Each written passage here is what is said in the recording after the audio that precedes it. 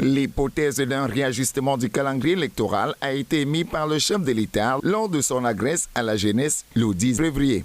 Après l'annonce du président de la République, une question se pose. Une nouvelle prorogation serait-elle juridiquement valable? Les dispositions constitutionnelles et légales en la matière en vigueur habilitent le président de la République à le faire. Sauf que si cette nouvelle prorogation venait à intervenir, elle ne devrait pas excéder la durée de 3 mois. Une hypothèse de date est déjà donnée par les experts. Si le mandat des députés était prolongé de 3 mois supplémentaires jusqu'au 30 juin 2026, les élections pourraient se tenir entre le 9 août 2026 et le 28 octobre 2026, conformément au délai constitutionnel.